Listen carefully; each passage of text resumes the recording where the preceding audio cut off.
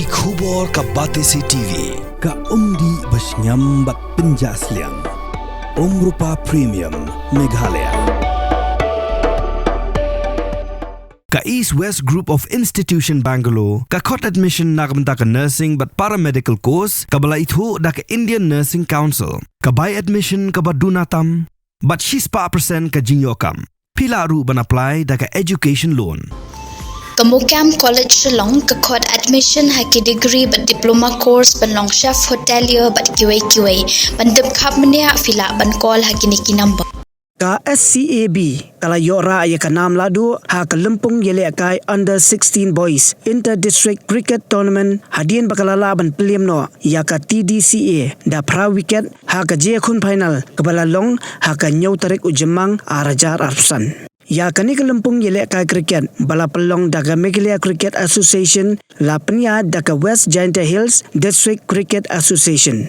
Ya kanam player of the match, but kanam best batsman, Layora du Suraj Chetri, but ya kanam best bowler, but player of the tournament, Layora du Aniket Odar. Ha kani kasingi, lasam yaki khusnam du MLA Jongga Jowai, uba Wailat Miki Shella, uba longkum ukongsan, ringkat kajiadon lang, jong u assistant director, jong katanat sports and youth affairs, uba Krubok Pasa, uba lalongkum usumbut kongsan, u secretary jongga MCA, uba Arkhar Kamni, but kiwe. Keep working hard because this is just the beginning. Most of you are nearly 14-15 years of age. So you have a good future ahead, and especially you have seen that in cricket it's not only a game, it's a career. And especially Meghalaya, you know that none of our players are there in the national stage, so it's a huge opportunity for you. We really like to see one of you in the near future playing for our country. It will be a great pride for all of us for you to represent our state Meghalaya in the national stage, especially for the district, because in the past we have not had such kind of a tournament.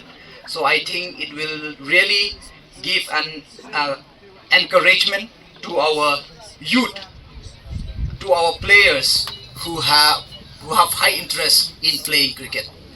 I like to place my sincere thanks to the AD Sonshalla, who is the president of the West Giant Hill District Association. Under his leadership, we can say today this program, it's a great success. And also I would like to thank all the members of the West Giant Hill District Cricket Association for all the hard work have been put in, because we do understand, especially in this rainy season, it's not easy. So really I'm very thankful to all of them for the smooth conduct of this tournament.